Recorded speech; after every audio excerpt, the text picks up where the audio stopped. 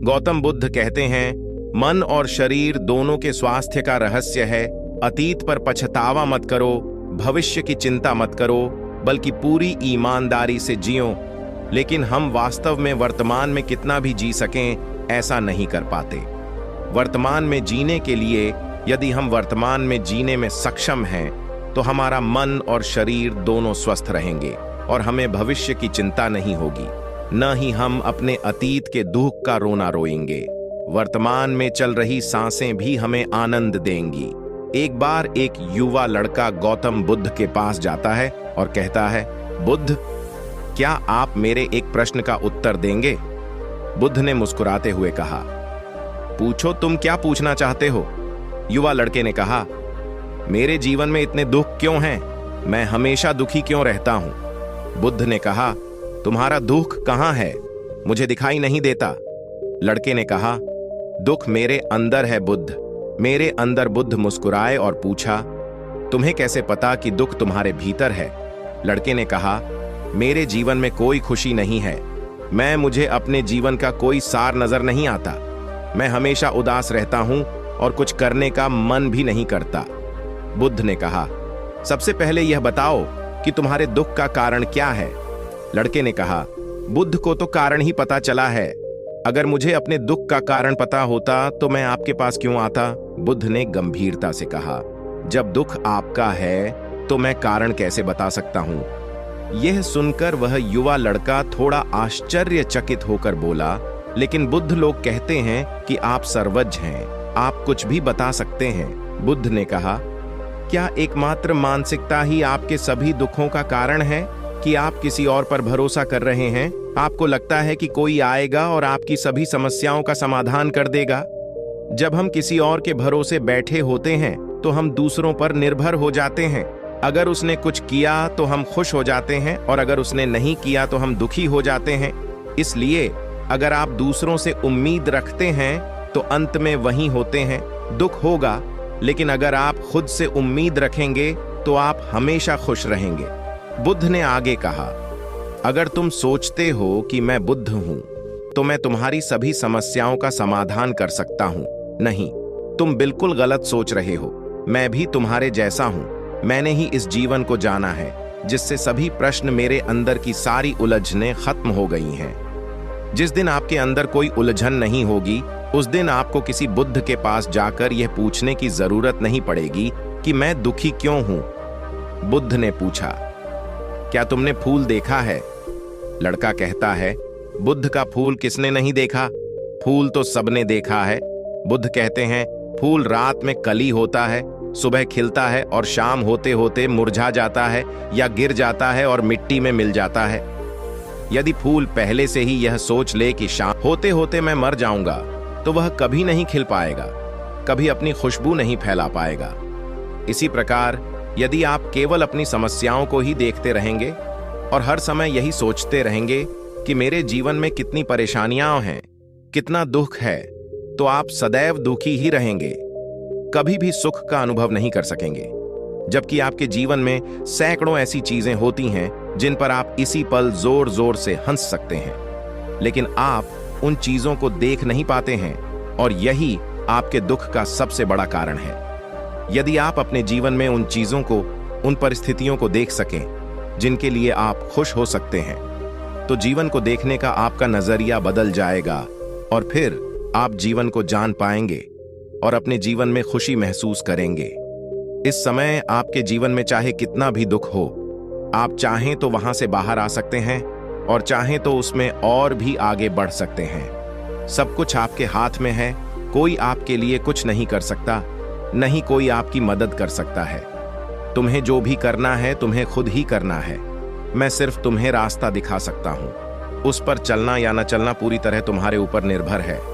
लड़के ने कहा, बुद्ध, लेकिन कोई ऐसा रास्ता होना चाहिए जिससे कोई इस अनंत दुख के चक्र से बाहर आ सके। बुद्ध ने कहा, मनुष्य अपने विचारों से सबसे ज्यादा दुखी होता है। जब कोई व्यक्ति अपने अतीत के बारे में पछताता रहता है और कल के बारे में चिंता करता रहता है, तो वह दुख में घिर जाता है। चिंता से हमेशा के लिए बाहर आने का एकमात्र तरीका वर्तमान में पूरी ईमानदारी के साथ जीना है। एक व्यक्ति जिसने वर्तमान में जीना सीख लिया है, कोई चिंता, कोई दुख उसे छू नहीं सकता। दोस्तों, अगर आप भी वर्तमान में जीने की आदत डालना चाहते हैं तो द पावर ऑफ नाउ नाम की यह किताब इसमें आपकी मदद करेगी। यह पुस्तक आपकी मानसिकता को इस प्रकार विकसित करेगी कि भविष्य के बारे में चिंता करना और पिछले निर्णयों पर पछताना पूरी तरह से समय की बर्बादी है, क्योंकि हमारा जीवन वर्तमान में है, आज में है, और हमें इसे आज में ही जीना चाहिए। लड़के ने कहा, लेकिन बुद्ध, मेरे लिए हर समय वर्तमान में रहना कैसे संभव है? मैं अभी भी बहुत सारी समस्याओं से घिरा हुआ हूं। यह सुनकर बुद्ध मुस्कुराए और कहता है, अगर इसी वक्त आपकी मौत आपके सामने आ जाए तो आपकी सारी समस्याएं आपको रेत के कण से भी छोटी लगेंगी। लड़के ने कहा, बुद्ध, आप सही कह रहे हैं, लेकिन मैं अभी मरना नहीं चाहता। बुद्ध ने कहा कि यह भी एक बड़ी समस्या है कि तुम अपनी इच्छा से मरना चाहते हो। इस दुनिया में हर व्यक्ति यही सोचता है कि मैं अभी कई वर्षों तक जीऊंगा, पूरी जिंदगी जीकर ही मरूंगा। जो भी दुर्घटना हो रही है, मौत आ रही है थोड़े समय में, यह केवल दूसरों के लिए है, मेरे लिए नहीं। लेकिन मृत्यु अभी मेरे लिए नहीं आएगी। और हर व्यक्ति यही सोचता है कि मृत्यु दूसरों के लिए है। लेकिन क्या मृत्यु भी ऐसी चीज है जो किसी की इच्छा से आती है? बस आ जाती है। इसे तभी स्वीकार किया जा सकता है यदि हर व्यक्ति यह मान ले कि वह इस समय भी मर सकता है, तो उसके जीवन का आलस्य, दुख, चिंता, परेशानियां सब खत्म हो जाएंगी। क्योंकि जो व्यक्ति यह मान लेता है कि वह किसी भी समय मर सकता है, अपने अमूल्य जीवन का एक भी क्षण व्यर्थ की चिंता या पश्चाताप में नहीं बिताता, फिर वह अपने जीवन के प्रत्येक क्षण को जीवंतता के साथ जीना चाहता है। क्योंकि यह सत्य उसके अंदर गहराई तक समा जाता है कि यह क्षण दोबारा नहीं मिलेगा। यदि हम ध्यान से देखें तो हमारा जीवन बहुत छोटा है।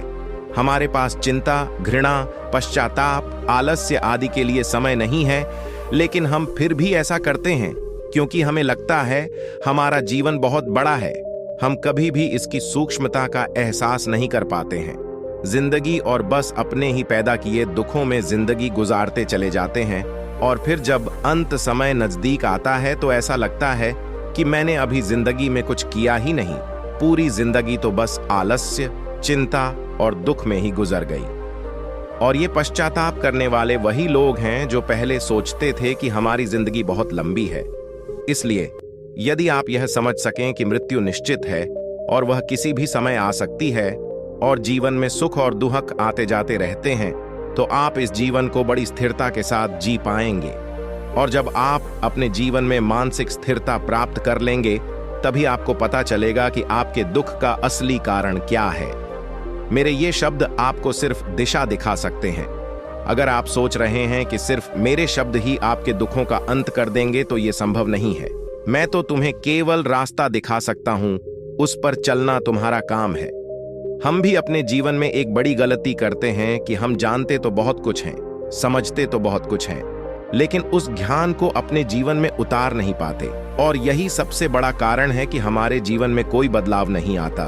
तो यदि हम अपने जीवन में बदलाव लाना चाहते हैं, तो हमें अपने आसपास के उन कारणों को देखना शुरू करना होगा जिनसे हम खुश रह सकते हैं।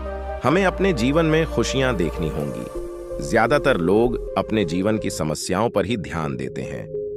वे उस चीज को नहीं देखते जो उनके पास है। हर इंसान के पास कुछ ना कुछ तो होता है जिसे पाना किसी और का सपना होता है, लेकिन हम सिर्फ उसी चीज के बारे में सोचकर दुखी होते रहते हैं जो हमारे पास नहीं है। इसलिए अगर हमें खुश रहना है तो आज से ही हमें अपने जीवन में उन चीजों पर ध्यान देना होगा जो हमारे पास हैं, जो हमें खुशी देती हैं, और हमें आज से इसी क्षण से शुरुआत करनी होगी।